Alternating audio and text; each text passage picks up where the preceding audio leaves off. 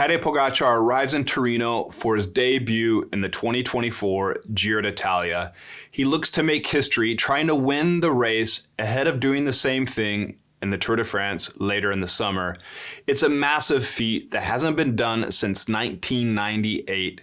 So brace yourself for the show this May. The 2024 Giro d'Italia starts May 4th in the historic city of Torino and culminates in the eternal city of Rome, May 26th. This year's edition, the 107th, is buzzing with anticipation, especially with Pogacar making his debut.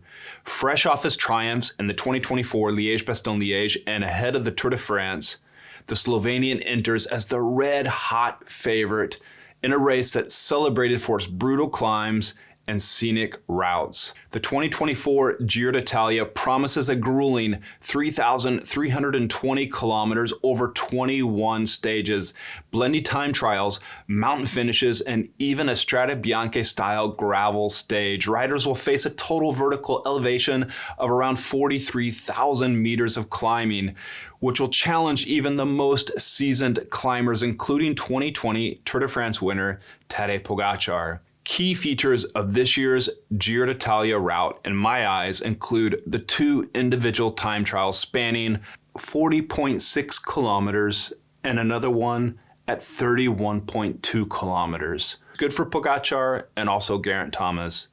6 summit finishes that will likely decide the general classification. These include the iconic climbs through the Alps, the Apennines, the Dolomites, with the double dramatic ascent of Monte Grappa. The key stages, in my eyes, are Stage 2. Already on Day 2, we have a summit finish up to the Santuario d'Europa. Stage 6, Rapalano Terme. Buckle up, because this is a gravel stage in Tuscany. Think Strade Bianche and Pogacar solo attack.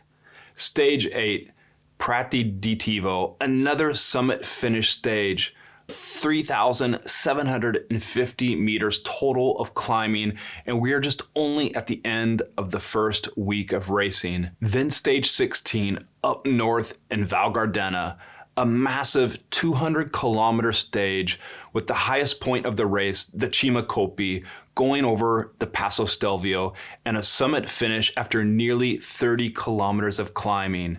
And then stage 20, Bassano del Grappa. This is the final mountain stage with the double ascent of Monte Grappa, and for sure a massive climax to the Giro before the transfer to Rome the next day on Sunday and a likely sprint finish. Tadej Pogacar of UAE Team Emirates, entering his first Giro d'Italia, is already a fan favorite and bookies' choice. He told newspaper La Stampa here in Italy, the race is renowned for its breathtaking scenery and challenging climbs and unpredictable weather.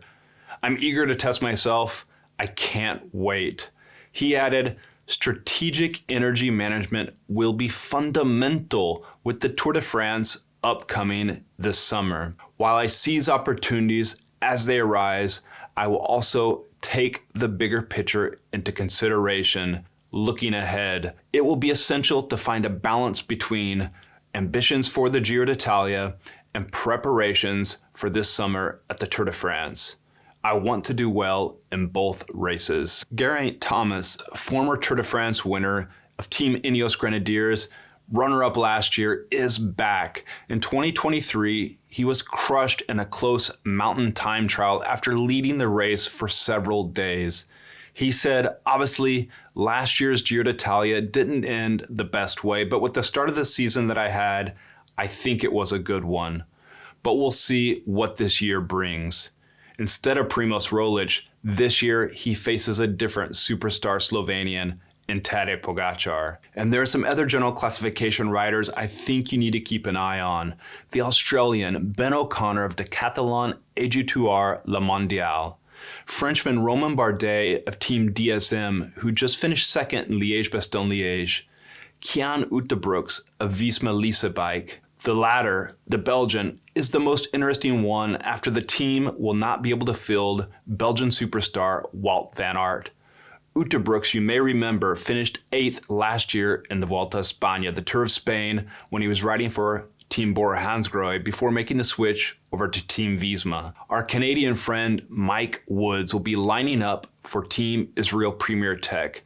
It's his third time in a career that includes second in a stage and 19th overall in 2018. After a stage win in last year's Tour de France, anything is possible for Woods in this year's Giro d'Italia. The sprint stages will see fierce competition among fast men like Olaf Koy, Visma Lease Bike, Belgian Tim Merlier of Team Soudal Quickstep, Dutchman Fabio Jakobsen of Team DSM, and the tall Italian Jonathan Milan of Lidl Trek, all there to claim their share of stage victories in the flatter stages. The official guide says there are about 8 stages, but I counted up 6, maybe 7 stages that are on offer for the sprinters. And keep in mind, the teams are still defining their rosters of 8 men each as we head towards the 2024 Giro d'Italia, so some names may change. FloBikes viewers in Canada can watch the 2024 Giro d'Italia live and on demand starting May 4th and running through May 26th. And everyone on the planet will have in-depth reports, highlights, and on-the-ground coverage. If you want to be a part of the YouTube community, well, do me a favor and click that subscribe button right down below. You will make sure you're not missing out on any of the coverage over the next 3 weeks.